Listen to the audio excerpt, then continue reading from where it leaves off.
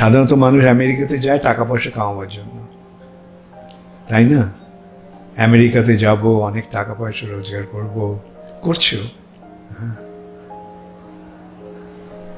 এবং শিল প্রভুপাদ সেই উদ্দেশ্য নিয়ে আমেরিকাতে যাননি, কিছু নেওয়ার জন্য যাননি, তিনি দেওয়ার জন্য গিয়েছিলেন। এবং তাই আমেরিকার যুবক যুবতীরা প্রভুপাদের ডাকে সাড়া দিয়েছিল। তারা বুঝতে পেরেছিল ইনি হচ্ছেন এমন একজন মানুষ যিনি আমাদের উপকার করতে এসেছেন, আমাদেরকে আমাদেরকে প্রতারণা করতে আসেননি। উনি আমাদের প্রকৃত মঙ্গল সাধন করার জন্য এসেছেন।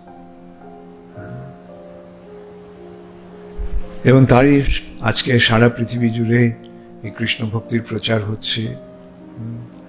এমনকি ভারতবর্ষেও আমরা যখন যোগদান করেছিলাম ইসকনে, সে 70 দশকের মাঝামাঝি সময়ে, তখন মুষ্টিমেয় আমরা কয়েকজন ভারতীয় ছিলাম।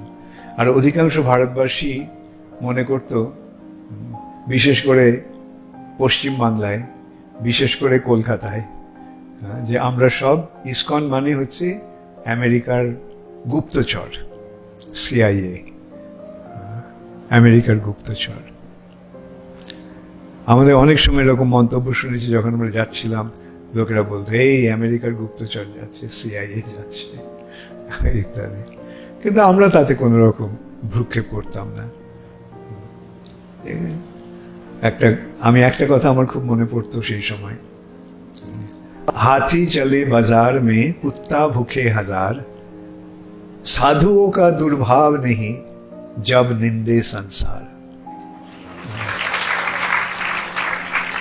সুতরাং লোকে কি বলে, কি আসে যায়, পাগলে কি না বলে, ছাগলে কি না খায়। কিন্তু আজকে দেখতে পাচ্ছি যে এই 35-30 বছরের মধ্যে কত পরিবর্তন হয়ে গেছে। আজকে কেউ মনে করে না যে ইসকন আমেরিকার গুপ্তচর। ভারত সরকার ইসকনের স্বীকৃতি দিচ্ছে। ভারতের প্রধানমন্ত্রী আসছেন ইসকনের মন্দির উদ্বোধনে, ভারতের রাষ্ট্রপতি আসছেন ইসকনের মন্দির উদ্বোধনে, বিভিন্ন অনুষ্ঠানে প্রধানমন্ত্রী আসছে ভারতের।